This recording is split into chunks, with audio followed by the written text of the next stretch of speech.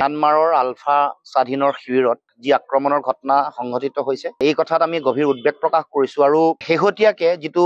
আলোচনাৰ প্ৰক্ৰিয়া চলি আছিলে শান্তি প্ৰক্ৰিয়া চলি আছিলে মই ভাবোঁ যে এই আক্ৰমণে শান্তি প্ৰক্ৰিয়াটোত ব্যাঘাত জন্মাব জটিলতাৰ সৃষ্টি কৰিব অসমৰ জনগণে শান্তি বিচাৰে এই দীঘলীয়া সংগ্ৰামৰ যাত্ৰাত ১৪,০০০ ডেকা যুৱক যুৱতী মৃত্যুমুখত পৰিলে বহু ব্যক্তি ধুনীয়া হ'ল জীৱনকালৰ কাৰণে পংগু হ'ল তাৰ পাছত এই বিষয়টোৰ অসমৰ জনগণে মৰ্যাদা সম্পন্ন ৰাজনৈতিক সমাধান বিচাৰে সেইকাৰণে এই গোটেই কথা বতৰাবোৰ যাতে এটা মৰ্যাদা সম্পন্নভাৱে সমাধান কৰিব পাৰে তাৰ কাৰণে কেন্দ্ৰীয় চৰকাৰে দৃষ্টি ৰখা প্ৰয়োজন এনেকুৱা ধৰণৰ আক্ৰমণ প্ৰত্যাক্ৰমণৰ ঘটনা হলে বিষয়টোৰ জটিলতা বাঢ়িব বিভ্ৰান্তি সৃষ্টি হ'ব আৰু এই গোটেই সমস্যাটোৱে অধিক এটা ভয়াৱহ ৰূপ ধাৰণ কৰিব অধিক জটিলতাৰ সৃষ্টি কৰিব গতিকে মই আহ্বান জনাইছো কেন্দ্ৰীয় চৰকাৰে যাতে এই বিষয়টো অসমৰ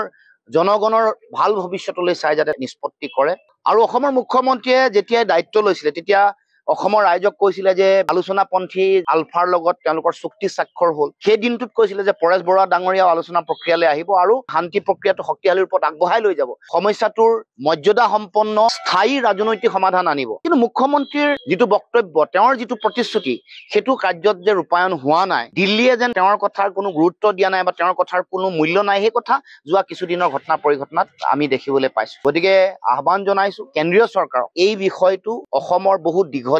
এটা সংগ্ৰামৰ লগত জড়িত হৈ থকা বিষয় গতিকে ইয়াক অসমৰ জনগণে বিচৰা ধৰণে মৰ্যাদা সম্পন্ন ৰাজনৈতিক সমাধান কৰিবৰ কাৰণে কেন্দ্ৰীয় চৰকাৰে শক্তিশালীভাৱে উদ্যোগ গ্ৰহণ কৰে